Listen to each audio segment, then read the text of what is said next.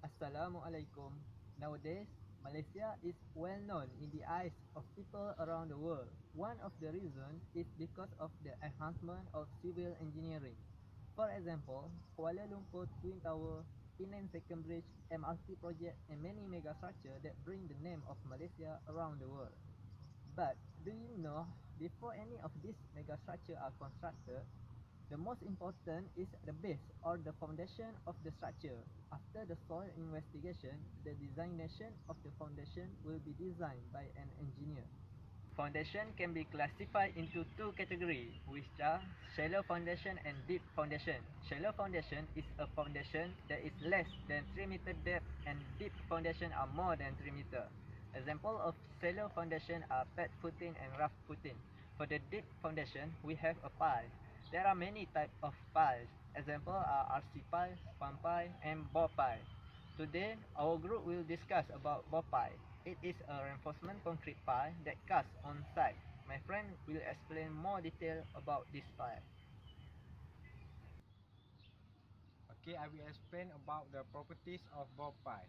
Bore pile can be installed with little or no vibration direct against adjacent structure without causing damage. Bore pile also not suitable for use in soil with weak strata such as peat. Time taken to bore a pile much longer than to drive one. That's why installing a bore pile costs more than installing vibro pile. Okay, for the function of bore pile, usually bore pile is used for those tall building or massive industrial complex, which require foundation that can accept the large load. Bore pile are often used in dense populated area where noise prevention and the risk of subsidence of adjacent building are important issues. They are also used to expand industrial building as they usually contain vibration sensitive equipment. Okay, I will list out the equipment and machine to be used in bore pile. First, boring rig machine, roller crane and mobile crane. Then, excavator, welding set board, million tape, generator, water storage tank, temporary casing, and boring bucket tool, vibro hammer and power pad. And lastly, concreting accessories. So that's all. I will explain about the process of bore pile installation. The next sequence of installation work can be carried out after the get confirmation about the drawing layer plan from the consultant company. After finish the confirmation part, the installation of piling will be carried out. The process of bore pile installation is as follows.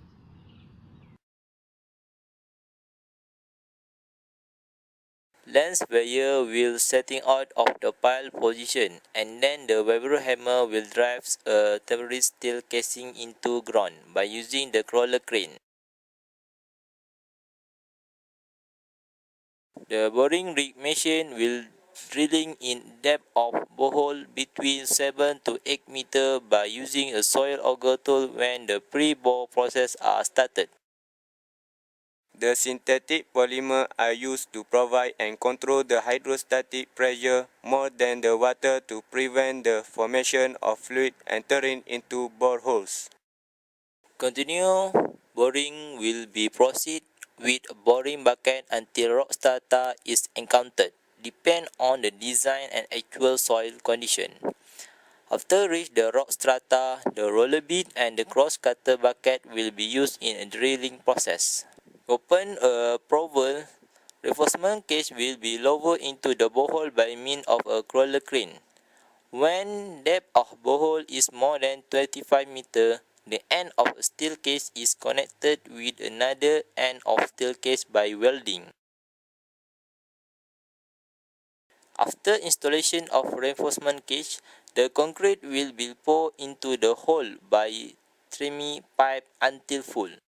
The temporary casing will be extracted immediately after completion of the concreting, and then the crawler crane with or without the vibro hammer will be used to extract the casing. I will explain about the advantages of bore pies. First, pies of any size and length may be constructed at the site. Second, damage due to driving and handling that is common in precast pies is eliminated in this case.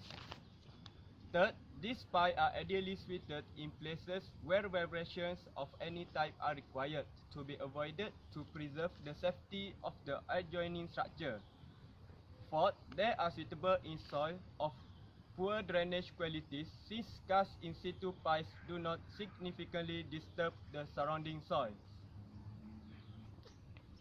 The disadvantages of bore pies. First, installation of cast in situ pies requires careful supervision and quality control of all the materials used in the construction. Second, the method is quite complicated. It needs sufficient storage space for all the materials used in the construction.